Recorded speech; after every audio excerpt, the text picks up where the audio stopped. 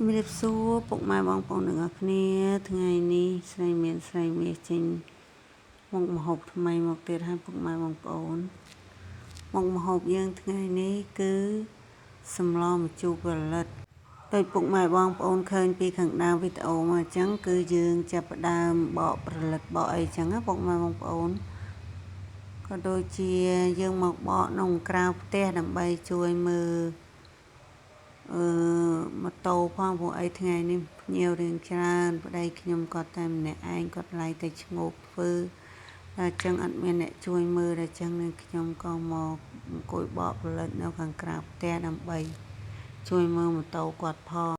អូផ្លេចប្រាប់ពុកម៉ែបងប្អូនមួយមុខទៀតគឺយើងមានម្ហូបមួយមុខទៀតគឺប្រឡាក់ត្រីរៀលពុកម៉ែបងប្អូនដើរទៅផ្សារព្រឹកមិញហ្នឹងឃើញត្រីរៀលធំធំល្អហើយសិតតពងអញ្ចឹងក៏ទិញគេ1គីឡូមកប្រឡាក់ដើម្បីចៀនហូបជាមួយនឹងសម្លម្ជូរផលិតអញ្ចឹងណាពុកម៉ែបងប្អូនឥឡូវនេះនាងខ្ញុំចាប់ផ្ដើមបកផលិតហើយប្តីខ្ញុំក៏គាត់រៀងរវល់ដែរអញ្ចឹងនាងខ្ញុំក៏បកផលិតបណ្ដាជួយមើលគាត់បណ្ដាអញ្ចឹងណាពុកម៉ែបងប្អូនឥឡូវនេះផលិតយើងក៏បកចិត្តរួចហើយនាងខ្ញុំក៏ចេះតែអង្គុយបកបដាអញ្ចឹងពុកម៉ែបងប្អូនហើយថាឡើងទៅជួយសពម៉ូតូគាត់តែគាត់ថាមិនបាច់ទេក៏មកវិញឥឡូវនេះយើងក៏ចាប់ផ្ដើមមកលាងត្រីលាងអីយើងអញ្ចឹងពុកម៉ែបងប្អូនចំពោះសម្លផលិតគឺនាងខ្ញុំប្រើត្រីកែពុកម៉ែបងប្អូនអត់យកត្រីរៀលស្លទេត្រីរៀលគឺ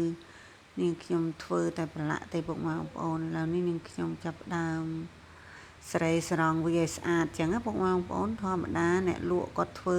គឺគាត់ធ្វើមិនសូវជាស្អាតទេដូច្នេះយើងយកមកធ្វើថែមឲ្យស្អាតចឹងណាពុកម៉ែបងប្អូនយើងមកសកាយើងយកមកឆូតវាត្រាំទឹកអំបិលដើម្បីយើងប្រឡាក់ចឹងណាពុកម៉ែបងប្អូន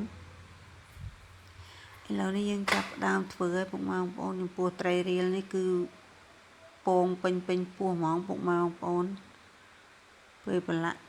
ចៀនទៅសាច់ឡើងផ្អែមពុកម៉ែបងប្អូនហើយខ្ញុំឃើញល្អក៏ទិញគេ1គីឡូមកប្រឡាក់ចៀនហូបជាមួយសម្លម្ជូរផលិតយើងអញ្ចឹងណាពុកម៉ែបងប្អូនឥឡូវនេះធ្វើឲ្យពុកម៉ែបងប្អូនធ្វើវាឆូតខ្នងឆូតអីយ៉ាងឲ្យវាប្រឡាក់ចូលគ្រឿងបានល្អអញ្ចឹងណាពុកម៉ែបងប្អូនកាប់តិចកាប់អីវាចេញកាប់តំណុងខ្នងកាប់អីវាចេញសកាវាចេញឲ្យស្អាតម្ដងទៀតអញ្ចឹងបងពុកម៉ែបងប្អូនត្រីរៀលធំល្អពុកម៉ែបងប្អូនហើយ1គីឡូបានត្រីប្រហែលជាជាង10ទេពុកម៉ែបងប្អូនឥឡូវនេះយើងធ្វើវាចិត្តហើយពុកម៉ែបងប្អូនធ្វើត្រាំទឹកអំបិលថ្ងៃនេះតឹងច្រមុះពុកម៉ែបងប្អូនឥឡូវនេះយើងក៏មកលាងត្រីកែដើម្បីយើងកាត់ទុកស្លម្ជូរផលិតយើងពុកម៉ែបងប្អូនឥឡូវយើងក៏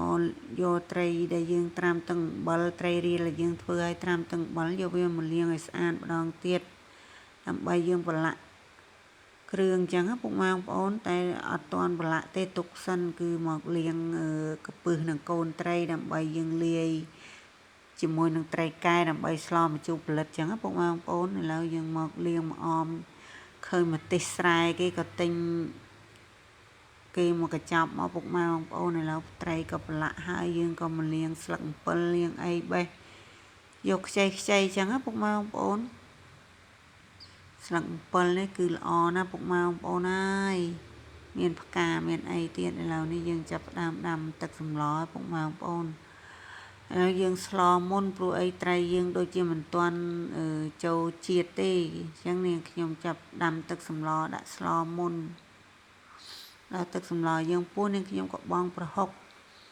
ហើយនឹងខ្ទឹមសដើម្បីកាត់ឆ្អាបឥឡូវយើងដាក់ត្រីចូលហើយពុកម៉ែបងប្អូនមុខម្ហូបមួយមុខនេះគឺនាងខ្ញុំចូលចិត្តធ្វើវាណាព្រោះអីចូលចិត្តសម្លម្ជូរឥឡូវនេះត្រីយើងចូលជាតិហើយនាងខ្ញុំក៏ចាប់ដើមមកដាក់ខ្ទះដើម្បីចៀនត្រីយើង បណ្ដើរដែរអញ្ចឹងពុកម៉ែបងប្អូនដើម្បីឆាប់បានហូបបាយព្រោះអីរៀងថ្ងៃពុកម៉ែបងប្អូនហើយឥឡូវនេះដាក់ត្រីចៀនសម្លយើងមើលទៅក៏រៀងពុះល្អយើងសាដួសពពុះវាចេញពុកម៉ែបងប្អូនឥឡូវដាក់ផលិតចូលពុកម៉ែបងប្អូនដាក់ផលិតចូលតែមកពុះទេយើងក៏បងកូនត្រីដែលយើងទិញមកអញ្ចឹងពុកម៉ែបងប្អូន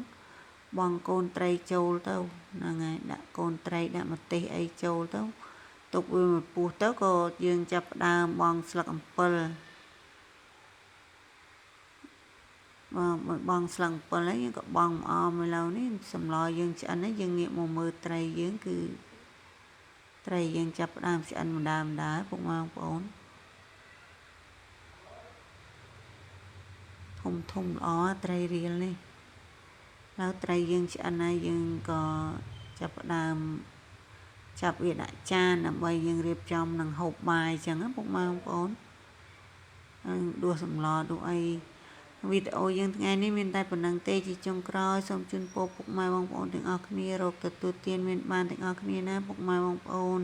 កុំភ្លេចជួយ like ជួយ share និង comment ខាងក្រោមវីដេអូម្នាក់មួយផងពុកម៉ែបងប្អូនអរគុណ